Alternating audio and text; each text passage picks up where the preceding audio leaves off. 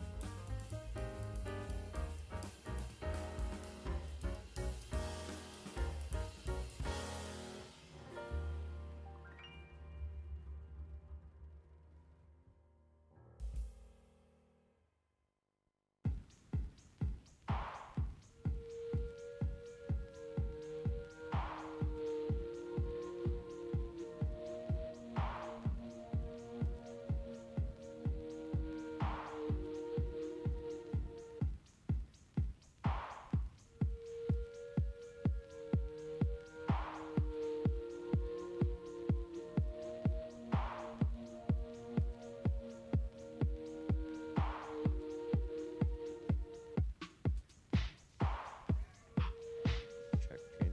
Test 1, 2. Test 1, 2.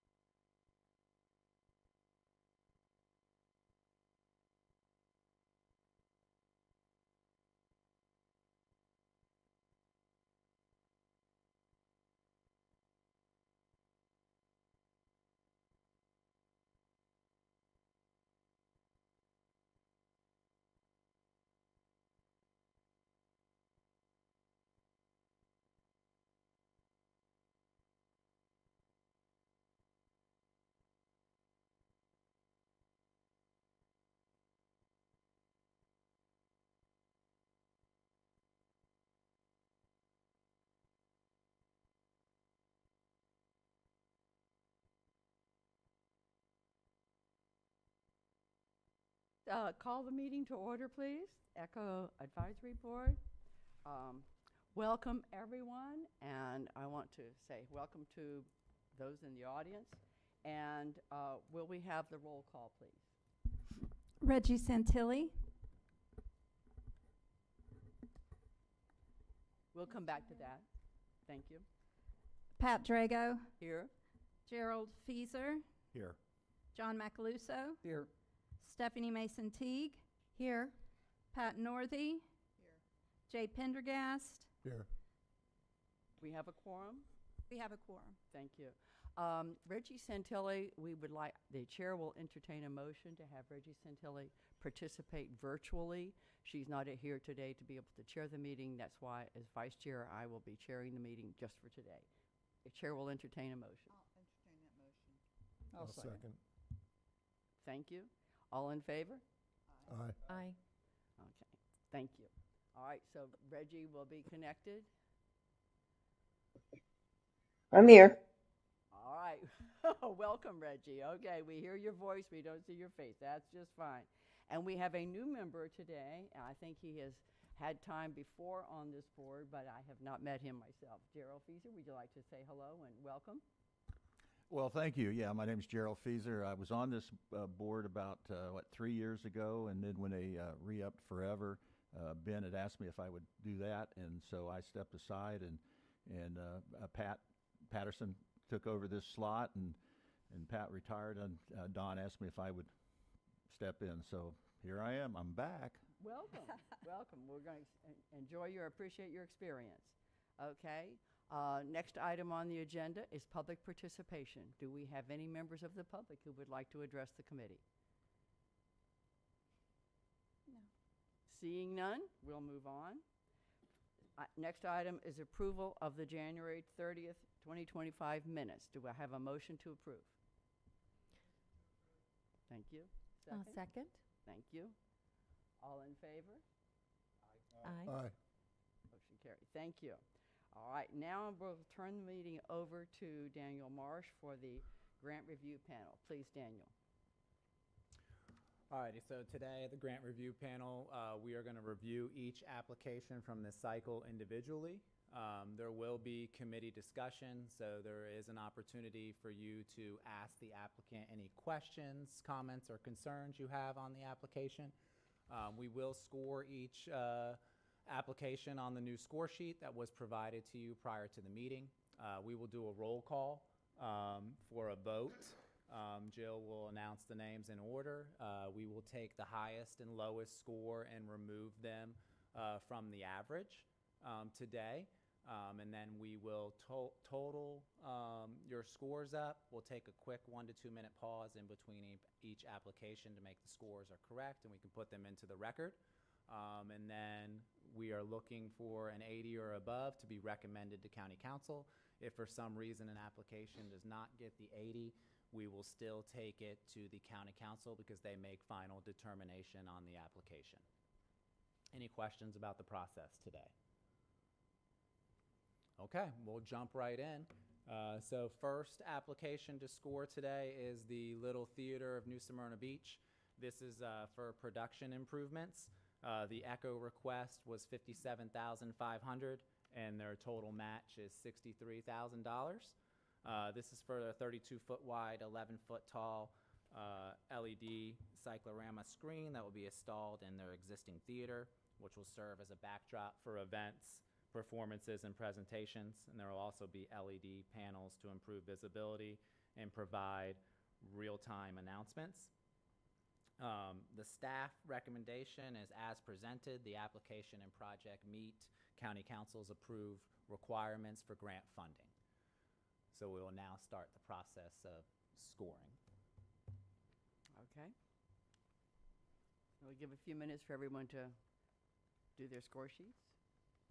And we're taking what we did at home and we're Yes, if you would transfer your scores to the sheets that I provided to you guys, we will take those and we have to put those into public record. Yep. So you will also total your score on the last sheet, and you'll sign But, you know, if you do have questions, comments, or concerns, the applicant is here for this first round, so.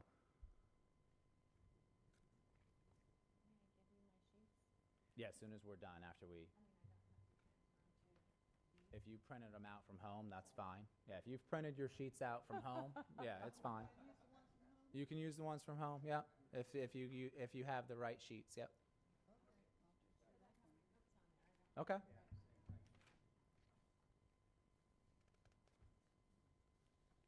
Now, Daniel, do you want to have any questions from anyone? It's up to you guys. Rick is here, if you guys need any, if you guys have any questions. If not, we will jump right into scoring, and, yeah. I do have, I just for my own curiosity, because obviously just stepping in here, I missed the presentation when you're talking it, but there will be a screen behind the theater action so they can add backdrop scenes or whatever it make it look like they're on a green set almost, except it'll be a lighting or high definition Correct. video stuff. Yeah, it'll be, I think 32 feet wide, right? Screen that'll go from all the way across the backdrop of the theater. The theater currently, like most theaters, has what we call a cyclorama. It's basically just a fabric wall in the back where we can project things. If we need to project mountains or rain or city scene or something. This wall, this is an LED, basically an LED television, which we can program with anything we want, both moving and static, which will replace that cyclorama and now be the back of the theater. So all the plays can be done in front of it in any location in the world or any sort of activity. I mean, to predict any sort of scene. And it's kind of like a high definition screen or It's something? yes, it's an LED, it's just like an LED television, except that we LED. can program it with any content we want. It can also be programmed in different sections as we need. Well, I'm looking forward to seeing that. Thank you. It's going to be something. Thank you. Just reading through the, reading through the description on the grant submittal was kind of difficult to understand, but once I saw it, it's outstanding, it's amazing. That's why it is much easier to understand when you can see it. Thank you. Stephanie? Yes. I do have some. Let me turn my microphone on. Thank you. I think it looks like a wonderful project. I had a couple of questions as far as I believe you said when we were touring that it would be the only LED CYC in the county, that no other theater has this technology? Not to my knowledge. The only one I know nearby, Titusville, has a much older version of this technology. I also had a question on page 82. You have it said that you have a reserve fund that you have set aside, which is wonderful, that a consultant recommended that you have the reserve fund of $400,000. Is that invested? Is that restricted in any way? Okay. The 400,000 is not restricted. I mean, we've had it in CDs we roll over. Right now, it's not in a CD. It's sitting waiting to see what happens here. Just to be clear, what we call the reserve fund is something that we keep separately from the rest of our savings. It's based on a reserve study. Mostly it's for condos to determine how their assessments for when things will fail. But we're following the recommendations of a 20-year plan, and we keep that separate from everything else we're doing, just to make sure that we have enough money for things that happen, things that break unexpectedly. That's part of the 400,000, but again, it's not encumbered. It's just a separate account. Wonderful. This is just a follow-up to some of the training that was listed, you talked about on the tour and listed in your proposal. Will the company actually come down to train your theater staff on that new equipment? Yes. In fact, it'll be done. We typically have 7 to 8 productions or plays a year, plus some other special things. So what's in here is training for each production up to 8 for the first 2 years. That way we believe we're going to have quite a large number of staff who'll be trained on this. So once they finally leave us, we can proceed on our own. As I mentioned when you were there at the tour, what we really want to do and will do is partner with the local theater departments, New Smyrna Beach High School, Daytona State College, maybe others, to try to have the younger people coming in and training with us. they'll actually help train us. I'm sure they're better than our people. But to have a continual group of people coming up who are able to operate this wall to the fullest extent of its capability, which is obviously the goal. Well, and that's wonderful. I was going to ask about that because you said you were hoping to open it up, or that you would be opening it up to more community use. So the community use would be through the schools and the students.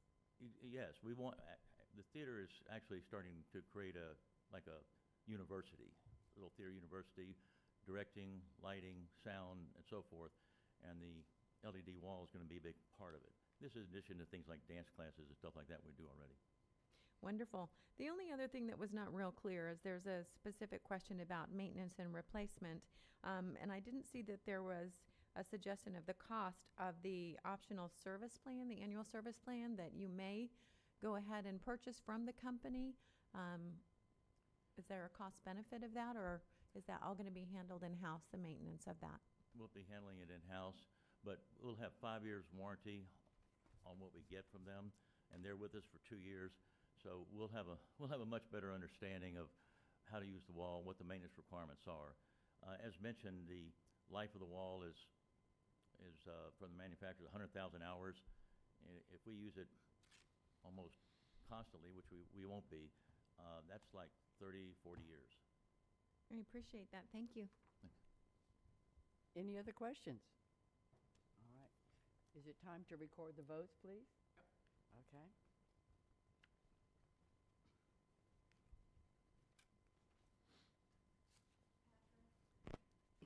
You know, Pat Drago? yes, I wanted to say that I went through these reports, and I didn't find things wrong. And so I have scoring this at 100%. And I talked with Daniel ahead of time. I said, I went through, and the things that we have expressed concerns about before, first of all, the completeness, the documents. I looked at ADA, I looked at green infrastructure, and anyway, so I want you to know, yes, I have 100 points, but I want the committee members to know, I did look at them. Thank you. We ready to score? 100, yeah. Pat Drago, 100? John Macaluso, 85? Stephanie Mason Teague, 95? Pat Northey, Jay Pendergast, 87. Reggie Santilli, 81. Gerald Fieser. 84.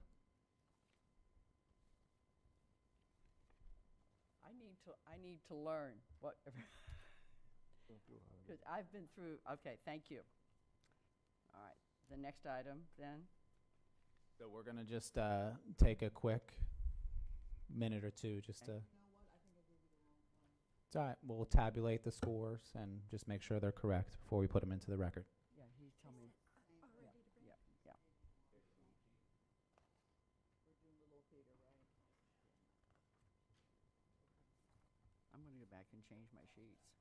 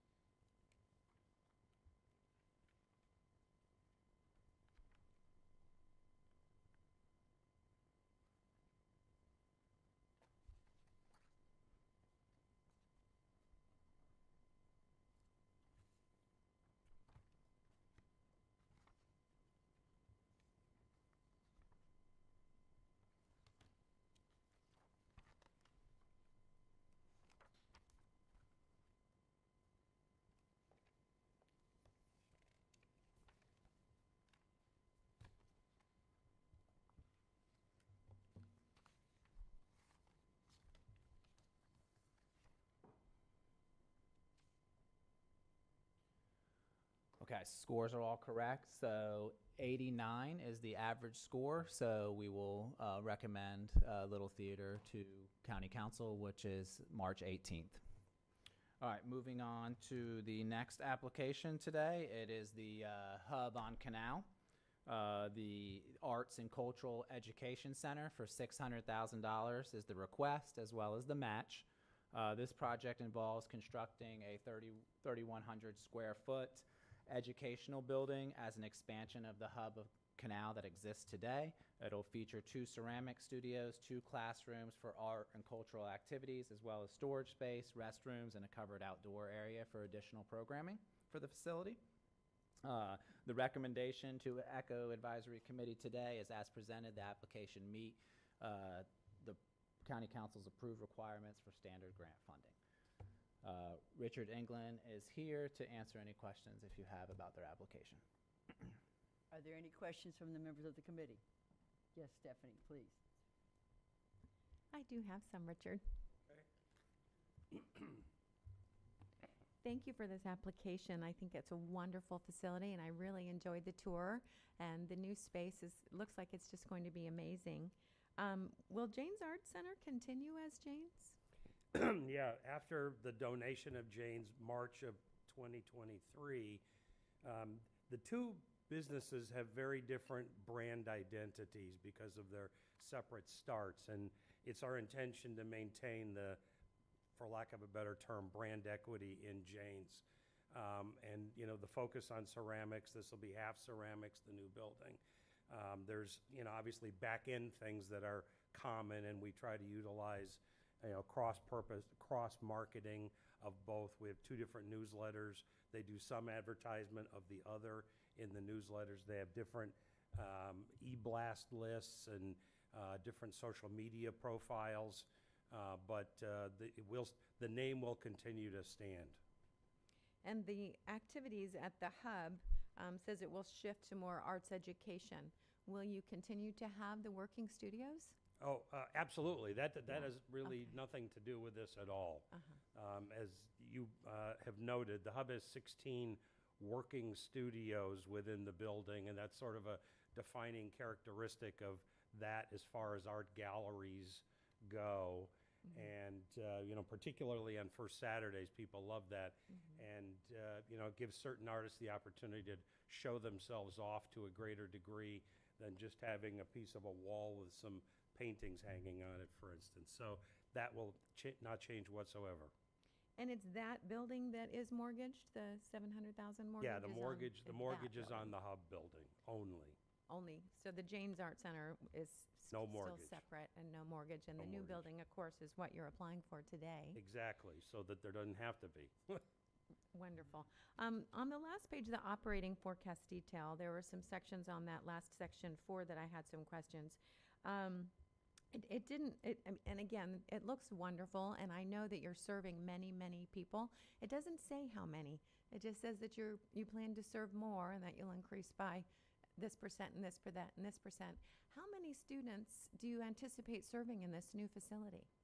Well, on the ceramic side, we run about 6 classes at any given time right now. That should be able to go to 12 or 13. The wheel classes have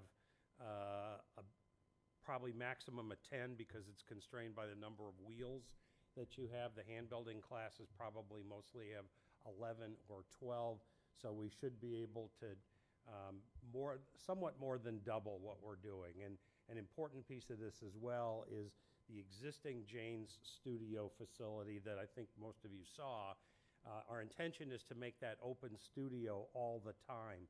Right now, that single space is both open studio and classroom space, and we can't do open studio while a class is going on. And with this addition, we'll have the classes in the new building.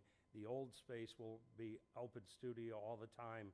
And as I said to you all when you were there, our hope, we get a little ways down the road, is that we can do open studio on the ceramic side from 8 or 9 in the morning till 8 or 9 at night. I'll tell you, open studio on Wednesday nights runs till 9 o'clock. That is the busiest time in open studio because of people having constraints on their time from jobs or school. And so I could imagine that we'll, more than triple the number of open studio students that we serve. And that's really a key here to advancing the artistic progress of the people taking the classes. So it'll be a substantially larger number. Hopefully that dimensions it some. And on the non-ceramic side, we will be able to offer classes that we haven't been able to offer because the hub has 3 classroom spaces. They're adequate, but they're not fabulous. And now we can, trying to plug new things in, it's like trying to put stuff on a menu, and it's really difficult because outreach is in there too. A lot of the outreach that we do is on-site someplace, but we also have a bunch that happens at the hub. And with the existing facility at the hub only there, we have competition between classes and outreach, and it's difficult to add anything. So this will free the playing field quite a bit to do more different things. And this outreach, is it free or reduced for Volusia County residents? It's free. It is free. Anything we've defined as outreach is free to all the participants. So I think some of you may know we've got some big programs and some small programs. There's something called the Razzle Dazzle Fashion Club, which has grown to be a really big deal. And that's coming up, will be in May. We have a program that we started called Hub on the Run 2 school years ago, where we send an artist into all of the 5 local elementary school classrooms to take over the classroom for 1 cycle of students. So it's 2 to 5 days, depending on the school size. And we've just got new partnerships we signed with Halifax Health, the Pace Academy for Girls, and there's one other one I'm drawing a blank on at the moment. But we're creating new opportunities for that. But with this space, again, the field opens up substantially to have more time available and spaces available to expand everything that we do. I appreciate you sharing that. I did know that because Okay. I'm interested in, but I think it wasn't represented in the grant, and that's why I wanted to ask that the outreach programs were free Right. to participants, and I think that that's an important detail. And some of those programs that you offer are very popular, and the studio looks like a wonderful space. And thank you. Any other comments, questions? John? No? Okay, we'll proceed to vote. Pat Drago, 95. John Macaluso, 93? Stephanie Mason Teague, 91. Pat Northey, You have my sheet already because I confused the first 2. I think it's 94. Can we check that? I don't have it. I didn't have an extra one though. Yeah, I gave it to you and then said I gave you the wrong one and gave you the second one.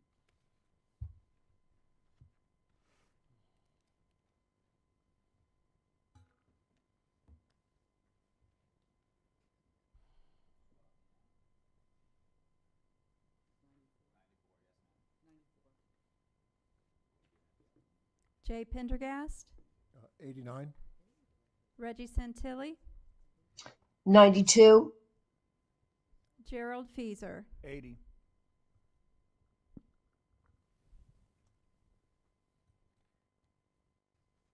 I realized I had made the mistake and I gave you a second one. So if you don't have it, let me know.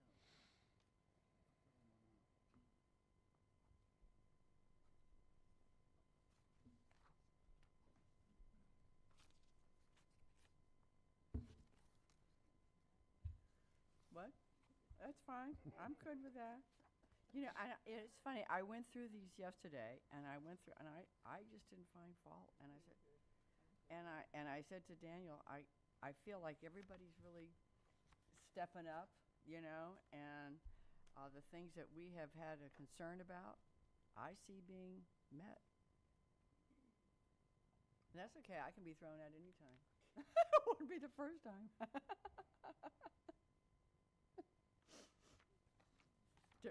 I've been thrown out of better places than this. Isn't that the old line? Sorry.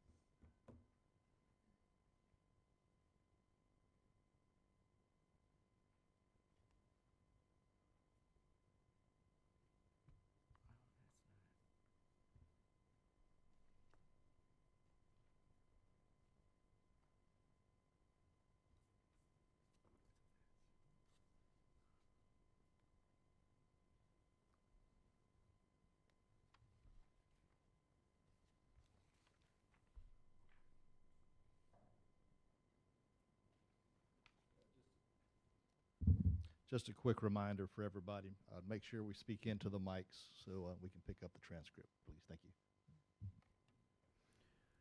All right, so Hub on Canal 91.8 also will be recommended to County Council.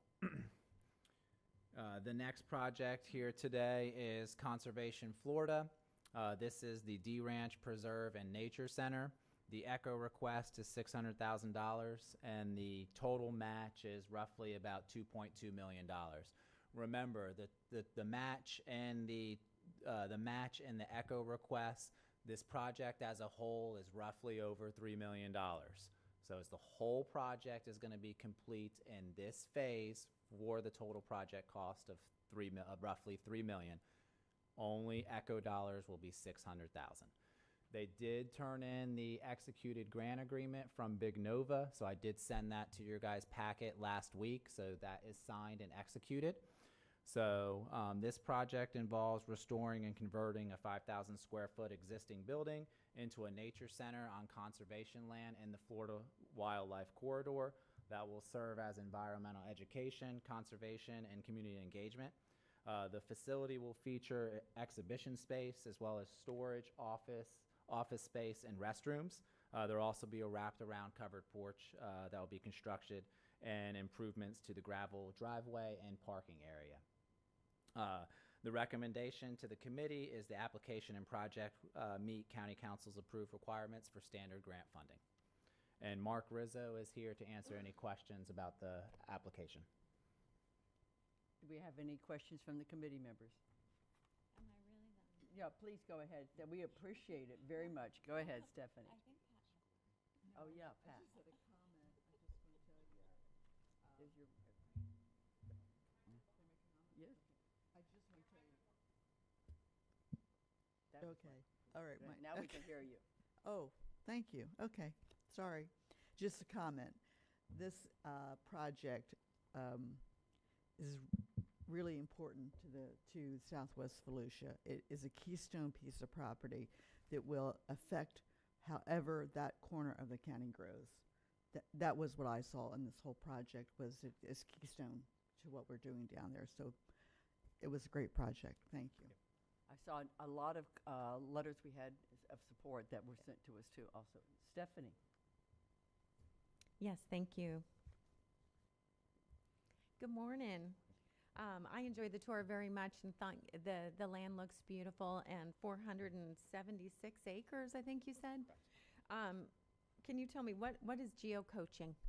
Oh, geocaching? Geocaching. So geocaching is when basically people go out, hide little things sometimes, and it's kind of a mapping exercise, and people go out for enjoyment to find little things and out in the woods. And they'll leave little Would you things. speak up a little bit? Yeah, I'm please? sorry. And they'll leave little items there as well. And so it's just one of those things that is kind of free for people to go out into the woods and enjoy the woods, but have an exercise or something, a fun activity behind it. That was a question about That's just one of the many activities. that one we of the could many offer. activities, and your grant did detail many of the usual things, but I wondered some of the new things that were going to be introduced, and that would be one of them. Sure. It sounds like. I also wondered, what is conservation on taps? Okay, so Conservation Florida, besides D Ranch itself, we also are statewide. So we provide, we have more than 40,000 acres of conservation easements throughout the state. And so throughout the state and also locally around D Ranch, we provide educational, conservation on tap educational programs that will go on to different craft beer places and stuff like that, just to educate people on what we're doing. And so it's just kind of a fun event, one of those, reaching out to the public, kind of showing what Conservation Florida does within the community and conservation. So taps is beer tap. Yeah, beer tap, correct, yes, yes. That's what I was That's wondering. one of the several programs, Okay. yeah, that we do just as fun Mhm. events, as educational programs around the state. I noticed that your financial stability relies heavily on volunteers. And I didn't see numbers as far as cost increases that you anticipate, as well as projected number of audience served with this new facility. I'm sure you count everything, but I didn't see it represented in the grant application as far as how many people do you anticipate are going to come to Sure, this? and that's kind of hard, and as we grow, because this is a new facility in a new area, so we will have counters tracking some of that information as we grow and as we add features, as well as you know. We had told you that we want to add future phases, such as equestrian and that kind of stuff. That's going to bring more people. We're fortunate to have tons of support in this area. As you saw, many letters of support toward that, a lot of foundations supporting us. And so we've been growing rapidly with this site to provide access. Some of that is also going to come as as you know, Lake Monroe Conservation Area is adjacent to us, another 7,500 acres that also provides trails. Beck Ranch that is across the street, and all those people that use those trails will also come to use our trails. So our trails, outside of this ECHO application, we're going to be opening more than 3.5 miles of trails coming up later this spring, and that's outside of the ECHO application. So our property will be open to the public before this nature center even opens, providing lots of people public use on the property. So we see just a great number of not only local but statewide, and this property will also be Conservation Florida's main hub, which we work throughout the state, and so that's going to draw people to this site as well. Exact numbers, we don't know exactly. We suspect that it will be something similar to Lyonia. It just provides another opportunity, but also different opportunities than what Lyonia offers as well. So I don't know if that answers And it. phase one, you think you'll be, which phase one is the building, Building in April the- in the native 2026? gardens. I'm sorry? And that's April 2026? Uh, Completion for that, well, for the phase one? 2 years from now? 2 years from acceptance. Is when the doors. Okay. But you just said the trails will be open sooner than that? Trails are opening later this spring. Yeah, Okay. correct. We received funding from FPL in order to allow the public to come on and enjoy the property. More than 3.5 miles of trails. Now in the future too, we'll be looking to expand those trails to equestrian. Right now it'll be open to hiking. Wonderful. I did like that you included the public surveys, the public meetings, to get input from the residents, and then Added the support conservation on letters. top. Yeah, at Conservation on Tap. Yes. See, that works. Give them a beer and they'll fill out a survey. Sure. Imagine that. But I think it's important, and that's why I have asked for the numbers, not just in this meeting, but previously every time that we come together. I think it's important to note who will benefit from this and how many people will benefit from this. And it does definitely ask that in the application, and I didn't see it represented, but thank you for clarifying. Yeah, it's a hard number to give. It just is. because it's a new facility. But we expect that it'll be similar to other nature preserves around Oakland Nature Preserve, Lyonia, and other ones similar to that. Thank you. Thank you. Just one comment, the numbers are going to represent your marketing and how you, Yes. and how you get the word out. Sure. So that's something that we all have stressed in the past has been marketing. Thank you. Great, thank you. Any other comments or questions? Yes. Yeah, I just have a comment, obviously new, I missed the presentation down there, and I'm very sorry for that, but I'm very familiar with the property. Oh, good. Now, when you talk about the horses, the equestrian side of it, Correct. Are you talking about just equestrian trails, or are you going to anticipate having an arena and a parking corral where people may have little shows or anything like that? Just opening the trails up to equestrian as passive recreation. Passive recreation, and will the trails be shared by hikers? Hiking and equestrian, correct. And equestrian? Yeah. Okay, Yeah, you haven't just seen any issues those with that two with people uses. bringing dogs and equestrian? Right now, dogs are not allowed. Dogs won't are be allowed for the opening this later spring. It'll just be hiking alone. And what about bicycles? Can people bring a bicycle on a hiking trip? To the site itself, but not on the trails. Not on the trails? Correct. Okay, thank you. Just curious. Yeah, thank you for asking. Can I just add something to that? Just there is initiative though that would make D Ranch where you park the bike kind of like what's the word I'm looking for?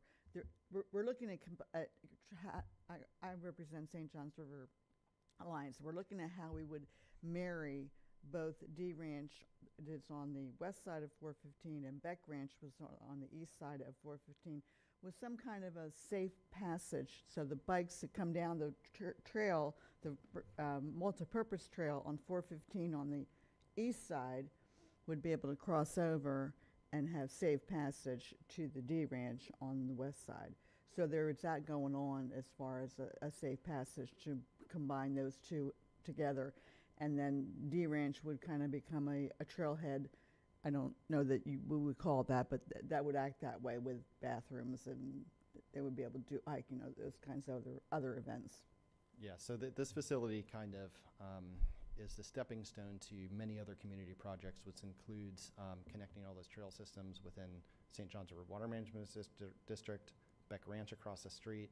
Currently, we're working with Volusia County Traffic Engineering, Bike Walk Central Florida, to create a pedestrian crossing that'll connect right now between our property and St. John's River Water Which is Management just south District, of it, Lake yeah. Monroe Conservation Area across the street. So all those projects, this is, like I said, this nature center also provides an opportunity to build greater community features in the community. It really is keystone to that area.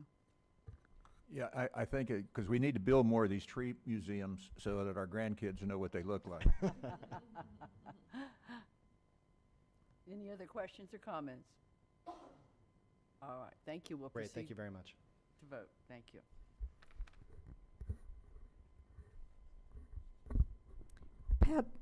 Pat Drago, 94. I'm learning. John Macaluso, 90. Stephanie Mason Teague, 92. Pat Northey, 97. Jay Pendergast, 96. Reggie Santilli, 95. Gerald Feaser. 90.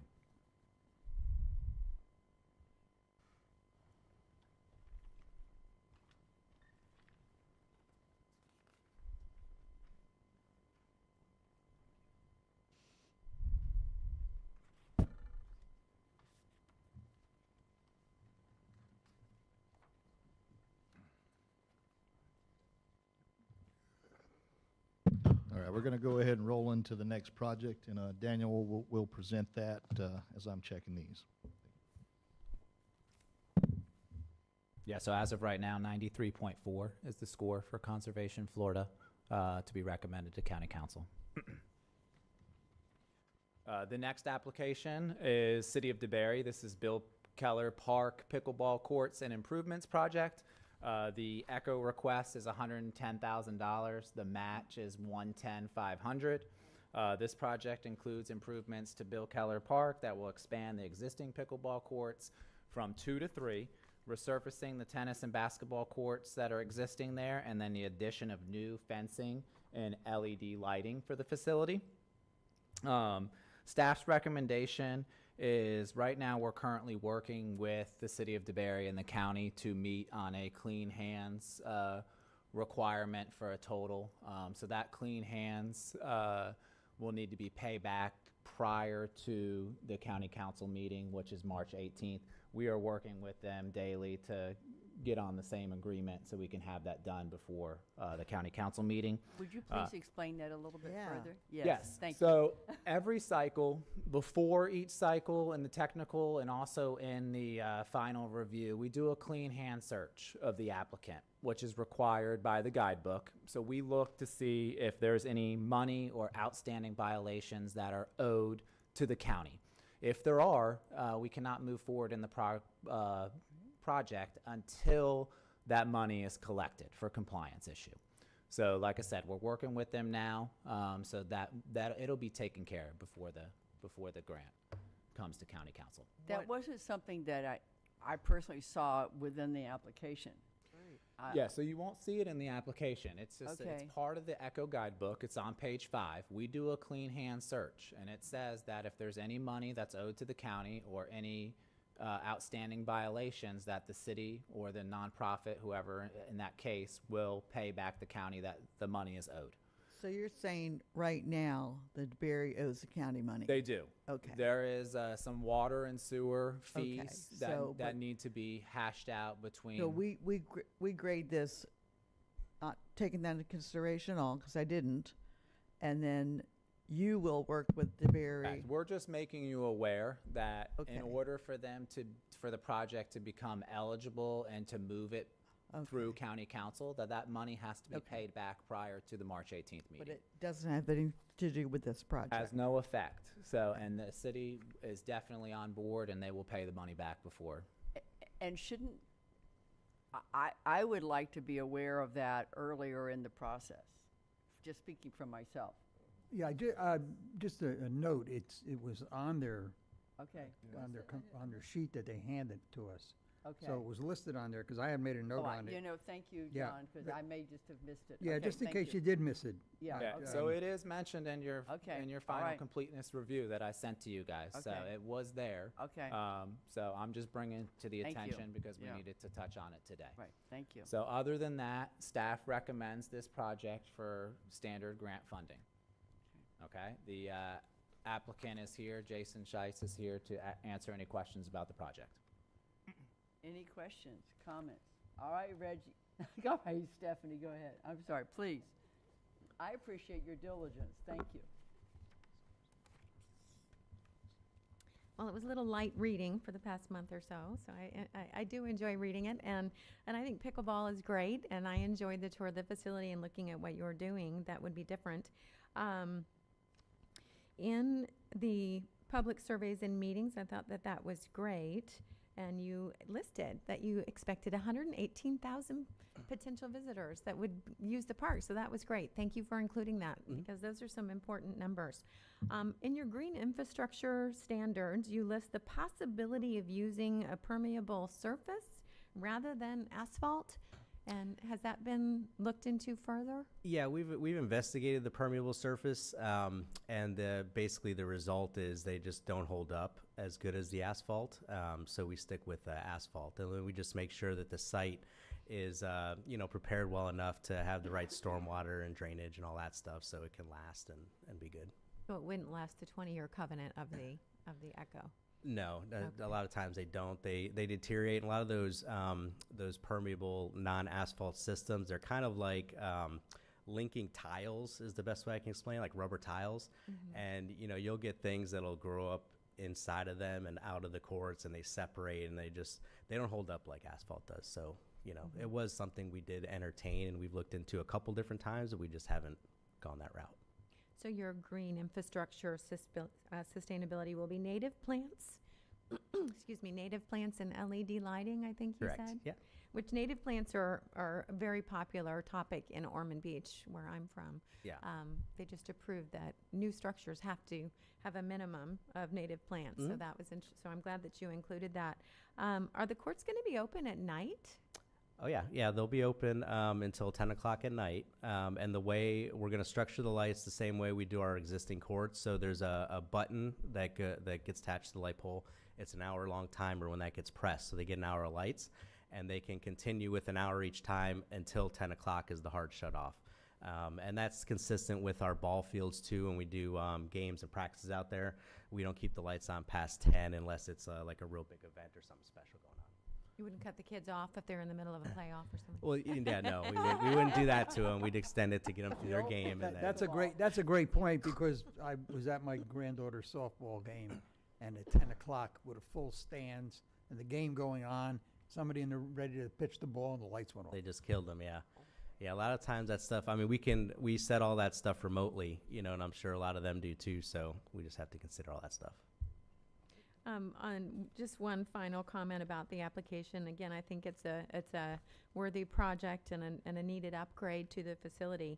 There was no information about the project team or the staff that will be completing, as is requested in the grant application. And the business plan, feasibility, and marketing plans are all part of the larger city plans, I'm assuming. Yeah. I mean, I'm sure that they are. Yeah, It's since just we were difficult to read if they're not included. Yeah. I mean, since this one is a restructure of an existing, amenity already, it's already been part of that plan, and we put it out there. I mentioned at the at our walkthrough that we have a pretty successful pickleball program, and this will give us the opportunity to expand that. So as soon as we do get the courts, you guys will see a lot of stuff going out to try to get tournaments going, youth programs, things like that. That we can do moving forward. Thank you. Any other comments? No? I saw the impervious and and I looked at that. Then I looked at the detail on the plan, and I said, no, that Yeah, didn't no, translate. didn't go that route. Yeah. Any other comments? No. All right. I have a question. Yes. Could you explain what the liquid applied acrylic system that is the top surface of the quartz, what it is? Yeah, I mean it's a sealer. So when we refinish courts or when the new courts get built, they they put down a base, pour the asphalt, and then they have to put on that acrylic sealer to seal the asphalt before they paint it. And then you're supposed to do that about every 5 to 7 years. So the reason we're going to do the resurfacing on the other ones is because we're about due. And it'll actually save us some money if we're able to do it as part of this grant because we'll have the contractor mobilized at the park already. And then that just helps the courts uphold it. It doesn't allow the asphalt to deteriorate as quick.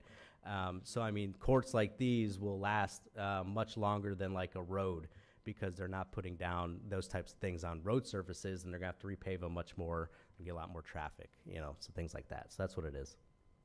Thank you. Anything else, Reggie? That's it. Thank you. All right. We'll proceed to scoring. Pat Drago, 93. John Macaluso, 90. Stephanie Mason Teague, One moment, please.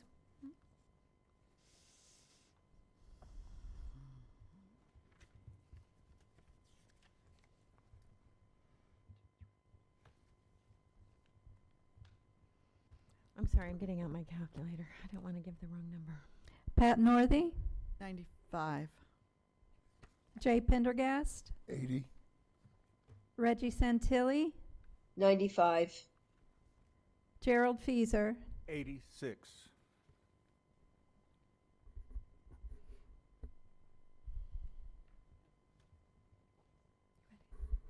Stephanie Mason Teague, 93.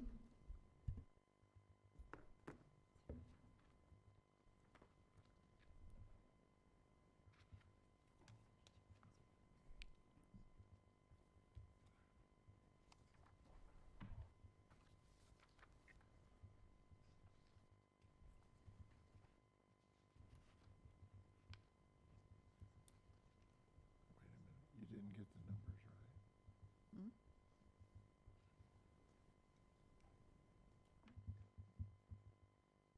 Oh, yeah. Alrighty, so 91.4 for City of DeBerry.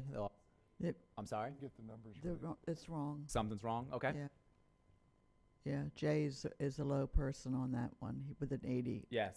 They've got Gerald as 86. The other, All right, we'll fix it. Good catch. Thank you.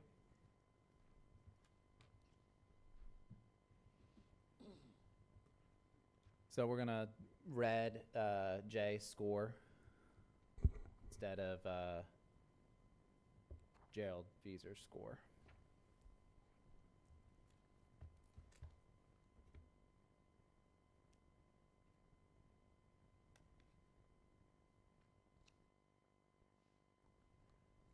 Make that one black.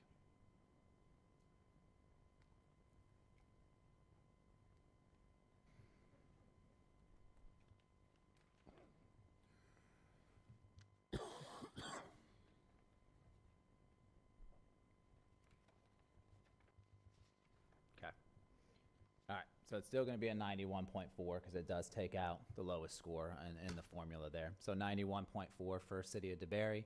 Will also be recommended to County Council. So that all these grants will go March 18th is the tentative date for these grants to be sent to County Council. All right. So we have 4 successful projects leaving with our recommendation. Okay. Very good. Correct. And All right. again, it's March 18th. And that's a 4 p.m. night meeting. Okay, we will go to new business today. So in front of you, you guys should have received this week the updated DCE plan. So the DCE plan will be new projects as well as adjustments, and there's removals of some projects from the plan. All of these projects presented to you today are all changes, adjustments, or removals to fiscal year 25, which we're in right now. So the first project being requested is the Spring Hill Park, new basketball courts and improvements for $450,000. This will be the design and construction of one full court and one half basketball court with pavilion, benches, bleachers, and lighting. We also have Carter Quail Recreation and Management Plan for $150,000. Can I ask Pat has a question. Oh, I'm sorry. Can you tell me I was trying to pinpoint this. I know it's on 415. Is it north or south of Deep Creek? Where on 415 is this located? Directly across the street from the landfill. So Yancey's landfill. Yancey landfill is across, okay. Yep, just north of. Rasley Road. I'm sorry, Nick. Rasley, okay. Across from That's- Rasley Road. That's north of Deep Creek, correct? Or is that south? I'm But trying this to- property actually connects to Deep Creek. It's an expansion of Deep Okay. Creek on the corner. Oh, okay. So it basically gets Deep Creek all the way to 415 on a northerly pattern. Is that right, Nick? North? Yeah, the access will be north of the current Deep Creek Preserve access, but there's nearly 2 miles of 415 frontage. Okay, on and there this will piece. be access then on 415 for this park? Correct. Okay. Yep. I just was trying to put it in my head where it was. Thank you. So this will be a conceptual recreation plan for amenities such as trails, restrooms, campsites, etc. Then we also have Michael Crotty Bicentennial Park pickleball safety improvements. So in 2023, we approved pickleball courts to be at Bicentennial. Those courts now need a shade structure or netting for pickleball safety out there because they are close to an adjacent softball, baseball field.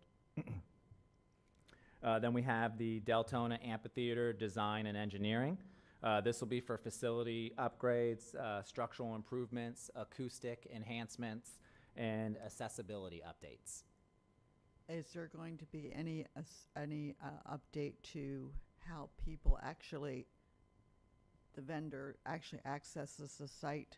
There was no dressing room set aside for them at the time it was built. They were valued engineered out.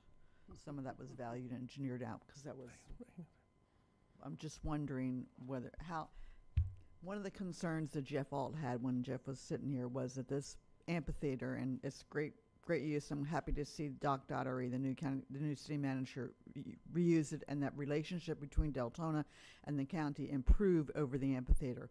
But one of the concerns that he had expressed was that you brought people in to use the amphitheater, groups, bands, and there was no place for them to really set up pre-performance. Has that changed, or was that part of this, or That's what the design and engineering is for. So Okay. Jeff Alt's comments were to all of us, and he brought a team of his colleagues out, kind of form the basis of what we're doing, as well as making it in a space where we could do ticketed events. So how do we fence it? How do we make different activity centers on the amphitheater for people to enjoy?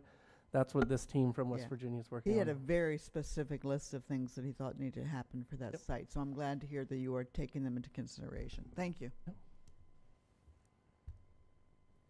All right, then we also have off-beach parking land acquisition for $2 million. This will be various locations throughout the county near off-beach, and it will include, obviously, free parking for beach access. No, it's not free anymore, is No. it? It is free for residents. Yes. Okay. So Volusia County residents, so you can park there for free and on the beach. Make sure you go online and put your, Yeah, I know, I fill out haven't your done permit. Because you'll pull up there and they'll be checking license plates. I'm going to ask a very snarky question. You're $2 million set aside for off-beach parking. I don't disagree with that. I think we need to do as much of off-beach parking as we can because I think Mother Nature is taking the beach away. However, the council that's sitting now has expanded, in my opinion, on driving on the beach. So what kind of locations are we going to be looking for? Are we going to be looking for those places that are part of the Habitat Conservation Plan where we can't drive? Are we looking at generally up and down the beach? I mean, how are we identifying $2 million worth of, Our strategy is a general approach. So, finding parcels that are large enough to have a decent parking lot on the beach side is pretty difficult. yeah.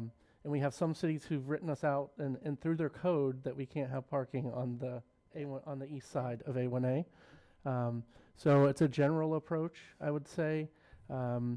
Really what these are, and this is what I've shared before, when we do these parking lots, they're an insurance policy for the future in case we That's ever why I see part them. at the I national, support it, but yeah, at the Wildlife doesn't- Service decides one day, recognizes yeah, that, so. we can't drive on the beach. The west side of A1A predominantly? Yes, for cost savings mostly. That way, when the other side washes away, you still have a parking lot? I'm sorry, I'm a longtime native, okay? Me too. And it makes me very sad, but it's yeah. true. Okay. Yeah, what the beach used to look like in the 70s, what it looks like now are completely I different. wanted, I was going to wait till you finish the list, but I had a couple of questions. What is the operational impact on basketball courts? So the operational impact is theirs for the lighting, right? So we're Okay. gonna put LED lighting there. There's a cost to run those lights. So that is the operational impact to the Parks Recreation budget. Okay. Then the other question, I mostly was a comment, and I wanted to note that we have design and engineering in one project, but not the actual, I love it, Yeah. okay? So we have design and engineering in two projects, okay? So what we're doing is planning, multi-year, oh my goodness. Yes. So we obviously I knew hear you'd you, love that. right, as staff. So we are working to bring that design and engineering in year one, Right. construction in year two. Okay. And that's going to be the plan moving forward for a lot of these projects. I just wanted to point that out, and I really appreciate it, and I think it makes all the sense in the world. And now, the parking lot, the off-beach parking acquisition, those parcels would not come before this group for any kind of comment. Am I understanding that correctly? That is correct, for acquisition. So by reviewing this today, this will give the staff and council the ability to negotiate an acquisition. However, when the parking lot is developed, I'm sure it will come back through. Okay. Any other comments? Well, yes, I have a comment. Why are we removing the South Beach access walkover from Frank Reardon Park? I haven't got there yet, and it's on the next slide. You're ahead of me. But that is a removal from the DCE plan. That project is being removed because they have received FEMA funding for that project. Okay, so we're still getting the access. Yes. We're just not having to pay for it. Correct. Yep. Okay, thank you. All right, and I spoke before we got to historic courthouse illumination, design and engineering, oh boy. Yes. So that's the last project here on the new request. So $15,000 for historic courthouse illumination design and engineering. I comment on that. So this will enhance the visibility of the 1929 historic structure with exterior lighting, right? And then the plan is to make it, historically appropriate and minimally invasive because it is a historic structure. Okay, Pat. I just need to give kudos to Dave Brandon, who used to be a sheriff here. I think he's now a police chief up in Flagler, one of those counties up there. It was his idea. I shared this with him. He's ecstatic that we're moving forward with it. So I just wanted to let everybody know that Dave is the reason we're looking at this, and he's happy that we're doing it. So. I think- I we hope don't I'm- have any anticipated budgets for what the actual construction might No, be. this is just- Just the design and engineering, just pointing out. Thank you. Yes. I think the idea too is hopefully this will, I think the original request was to light the dome Yeah. of the historic courthouse, but if we're going to do it, we might as well do it right. So we're going to take some time, step back, engage a consultant that does some of this lighting work on historic structures. Hopefully it brings more people downtown. I mean, it's one of the most photographed buildings in DeLand and in Volusia County probably. And that's exactly why we're doing this, Patricia. It's us stabbing in the dark if we're asking for a portion money without the design and engineering done. So we're doing it to improve our accuracy and our asks. I think this is commendable, and it is a model for others. Yep. Okay, I'm gonna continue on here. We do have one project adjustment in 25. It's going to be for the Deland Library Play Yard. So during the design phase, we identified a swale and retention area on the property. So the required addition of the boardwalk to ensure ADA access to the playground was needed. So we are adding $100,000 to the project, but library fund is also going to cover the $100,000 match as well. Yes, sir. Oh, I have a question about that to bring me up to speed. So the county is paying for a park through the library fund in downtown DeLand. Is DeLand contributing anything to this? It is not, so it's not a park, it's a play yard attached to the library. You can only get to it through the library. So it comes out at the children's section on the corner there of Howry. There's kind of a swale there that if you drive by, you'll see that's what we need to get over it. So two things. If you combine physical activity with mental stretching or mental activity, the research says you've got a real winner. So you have kids that are inside doing academic things and reading, then they can go outside and do something physical. It's been highly successful. We have 2 on the east side. We're bringing this concept to the west side now. Okay, I get that. I just was, I saw that spot and I said they just crammed a bunch of apartments in down there without any amenities. And I thought, oh, no, surely we're not paying their park No, for all sir. the little apartment kids to go play in because there's no green space. So I get this. Okay, thank you for the Yep, clarification. only access through the, we're doing one in Pearson too. The mayor's very excited. Sneak peek, we're moving from a 900 square foot building in Pearson to the old media center at the elementary school, 4,000 square feet, plus the playground's going to be a real gem for that community. That's going to be, Wow. All right, and then we are taking 2 projects out of the DCE, which we talked about, Frank Rendon for FEMA. And we're also removing the humpback whale skeleton articulation. That's so cool. Why are we removing So that project is at the Marine Science Center, right? And they have a few projects that are in the DCE right now. So they have the Living Reef, Right. the Coral Lab, the Artificial Reef, and the Living Shoreline project. So all of those exhibits that they have currently are taking up the majority of the space. So there's not any ample space to be able to put this whale That was a cool project. in the project, so that we've decided to pull it out. So, and they are scheduled to be open. Can't you do something outside, like maybe just different material, but something outside that would be like an art in public places, but also would be a whale skeleton on that property? I mean, this is a really cool project. So I'm just throwing that out there. I'm sorry, Brad. I'm sorry. We'll talk to Ginger. Yeah, we'll talk to Ginger and Chad about it. All right. You could do that too, yeah. any All right. more comments on or questions on the DCE plan from members? Anything? Stephanie? Okay. All right, All righty. moving on. Can I ask just a Certainly. follow-up question? I know that we're doing some at the Environmental Learning Center in Deltona, the Scrub Jay habitat and all that. And I know that we're doing some stuff outside, but we're also looking at doing some things inside that little museum.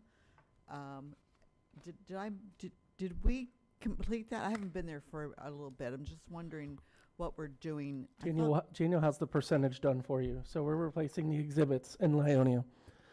Trust me, I asked if this humpback money could go to Lionia, and Daniel slapped me down real quick. So, yes, they're almost done. He has the percentage complete of the project. I know that they've had trouble finding people to build Yeah. the interactive exhibits, but they know But that is ongoing. It is Okay, ongoing. All right, thank you. Yeah, and refer back to the quarterly update sheet that I provided to you guys, and then next quarter you'll get another with the projects. Any other questions? Okay. Moving on to staff comments. Yep. So moving on to comments here.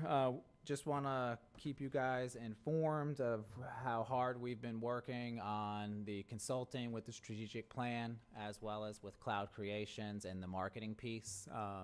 So we work weekly, bi-weekly with them to move forward. So I wanted to share a press release here that TPMA put on their website, just talking about guiding this program to our 2040 vision. So I will share this with you. But they're spearheading the strategic planning process, and we're honored to partner with them. And some of the things we've been doing right now, we're engaging in discovery and initial analysis of the ECHO data and documents. So coming forward before your guys' next meeting, we'll be in contact with you guys because we're going to start engaging community stakeholder feedback. All of you will be a part of that. So we will be doing surveys, focus groups, and interviews. We will be meeting with them next week to determine how we're going to get this information out, the survey questions, and who's going to be in what group. But you guys will be definitely involved, as well as our other grant writers and grantees and nonprofits that are a part of the ECHO program. Update on cloud creation. So we've been working weekly with them to set up the new application portal through Salesforce for database and getting on the right page for how we can move our application from paper to an online portal. Oh, that'd be wonderful. And then as far as marketing is concerned, we are working on a consumer-facing microsite, which will engage and integrate Volusia Forever to have synergy between the two programs that currently exist. We're also working on an incentive awards program for public engagement. And then the next step would be working with the convention and visitor bureaus as well to get them on board to help some marketing. How are we bringing in the tourism authorities in this? What are we going to do about them? Because they're really... So what Daniel meant to say instead of convention bureau is the authorities. Okay. So we have actually hired Aqua Marketing, who is the same marketing firm that does marketing for them, for each of the advertising agencies, as well as the airport and ocean center. So we'll be kind of working with them to attract people to the area using our ECHO amenities.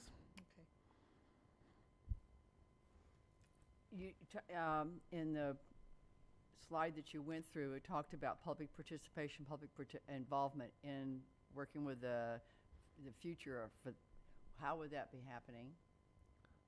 Which slide was it? The marketing one? It was Go back. had a page and it said Dr. Brad Burbaugh will be working on public involvement and participation. I just read it So quickly. on that website there, we're there you go. Okay. Let's see. It's a grassroots style informed. So Okay. Yeah. we have multiple target audiences for this study, much like Stetson did when they did it 20 years ago for us. So Okay. we will have a survey out to the general community, which basically at the end of the day, that's why I put it in here.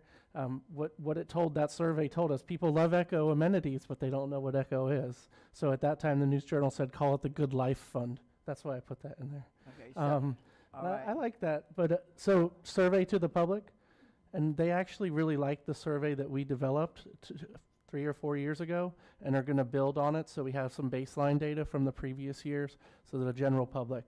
Then we also have a lot of stakeholders of the program that we will do, like Daniel said, focus groups for one, to talk about the strategic plan, but then focus groups with some of our grant writers to give us some feedback on our process and how cumbersome it is and what are some changes we could make to it. Okay. So that's why I looked, next steps, that was where I saw that. Yep. Okay. Thank you. Yeah, so they were a bit of, I'd say, surprised at the number of stakeholders we have for the program. So we've already kind of moved some things around for them to do more interviews and more focus groups. I'm excited. They've had a lot of experience doing these, mostly in the economic development field, but evaluation and research is one of their areas of expertise as well. So we've asked them to try to give us some economic data that we can tell the council about our ECHO projects. I was just going to ask, is there a way that we can quantify what ECHO has done? 'Cause We've really- asked them that, and the guy, I asked him if he was okay because he was just thinking, but he was just, as we were on the call. Yeah.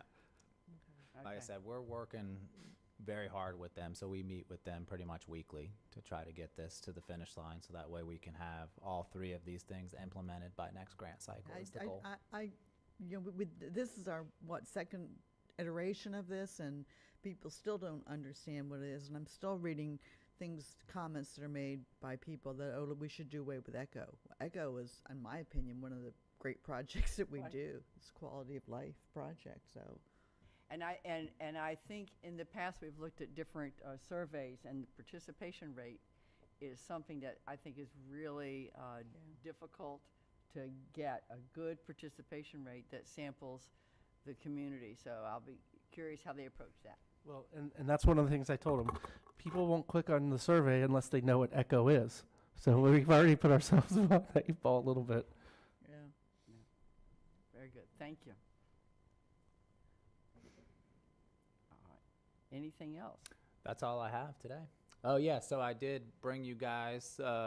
That's some Doris Leeper literature that was given to Nick and I yesterday when we were meeting with ACA when we walked on Doris Leeper and the Doan property yesterday. So I just wanted you guys to have that. Thought it'd be good, Very good. information to share. Where are they using this? Is it just a takeaway? Yeah, it's a takeaway. They have it at the Atlantic Center for the Arts. So they gave it to us yesterday. So they plan on doing some art and curation for us at the Doris Leeper Spruce Creek Preserve Doan property. Yes, I'll jump in real quick on that. They are working with us on that Doris Leeper DCE project for the Reed Hughes Environmental Learning Center. So they're going to be providing a lot of the information and design of the educational components that are going to be going out there. So we met on site yesterday just to do a walkthrough to get that started. We're still planning on breaking ground around June is our current target on calendar for that site. And to remind the committee, because there's some new folks, Gerald and others, is what we're really doing is highlighting Reed Hughes' contribution to our community, but also kind of the history of conservation in our county. I mean, we were the first county in the nation to essentially say we'll tax ourselves for the $20 million bond in '86. And so kind of walk through where that came from, who are the leaders, Walter Boardman, and others in this community, Doc Leeper. So it's going to be a walk around the oak tree, but you learn about these people and the conservation. It's, people always say conservation's in the DNA of this county, and we're going to tell that story. Very good. Very good. Anything else from staff? Nick. Okay. Nick. Advisory member comments? Welcome, Jerry. And Reggie, I hope that you will be sitting in the chair next time, and so take care. Thank you, Pat. Thank you for running the meeting. Did a great job. Thank you. Madam Vice Chair, real quick, I just wanted to bring up the Eco Rover chair that the county was just awarded a grant for the purchase. Yeah. This will be used at or stationed at the Lionia Environmental Learning Center to get people onto Lionia Preserve using the Lionia Boardwalk it's also in the DCE plan. So that's going to give us the ability to give the public access out there that couldn't normally access Lionia Preserve. It's scrub habitat, it's very sandy. The Eco River track chair is basically a wheelchair that has tracks on it that can traverse rough terrain. It can go through 8 inches of water, drive over roots, and gives them access to miles of trails on Lionia Preserve. And will that get to the top of the preserve, which I think is 80 feet maybe? If the trail goes there, you could get there with this chair. Okay, all right. Nick, I remember talking about this. What was the cost of the chair? The total cost of the chair from the manufacturer is $16,600. 16. We got a grant for 10,000 of it. Our Rotary helped sponsor the one in Blue Spring. You might think about asking them for some money. Stephanie. I just wanted to say thank you to this committee and to the staff. This will be my last meeting serving on this committee. I've enjoyed it very much and learned very much and appreciate how we have grown and just looking at some of the things. And you said, we listened to you, and you did. And we appreciate that very much. I was able to go to the opening of the skateboard park which was a nice circle. That was one of the first projects that came before us, and it was a wonderful event. Some incredible skateboarders were out there using the facility that is unique to New Smyrna Beach, and I think in the whole state. They were saying it was really a sought-after place, and we were a part of that, and so that was wonderful to see. Just on a side note, I'm really looking forward to the application changes that you were talking about. And I think that the one-size-fits-all application didn't serve us very well as reviewers or the applicants. There's such a difference between a municipality and a cultural arts organization. And I think that across the board, the changes that you've suggested are going to make a real difference, not only to the reviewers, but to the applicants as well. Some of the things that could be fillable now, some of the things that came up over and over again with not having numbers, not having service numbers, or not having budget numbers could be fillable questions. And then you can't skip them because they're fillable questions. And that's so much easier to do on that digital application that you're looking into. And I think it will really help the applicants as well as the reviewers, so that we can get a good idea of those numbers, which is so important, because as you said, the taxpayers agreed to tax themselves to put these projects in, and as it is, they kind of don't know what it is, even after how many years, Pat? When did we start this? 20? It's our 24th year. 24th year? Yeah. And so I think there's some really wonderful changes and improvements on the horizon, and I look forward to reading about them in the new press release that you're going to do. But I appreciate it. It's been wonderful working with all of you and the applicants, and kudos to the staff, really working hard, and I appreciate it. We're going to miss you, Stephanie. We're going to miss you. Any other comments? I just want to say thank you for all that you do, that you did here, and that you will do in the future in your role there. And I want to welcome Fieser, Gerald, again. I served with him the last time, so he has some experience. So welcome and go back. Sorry. Anyone else? That being, thank you. We're adjourned.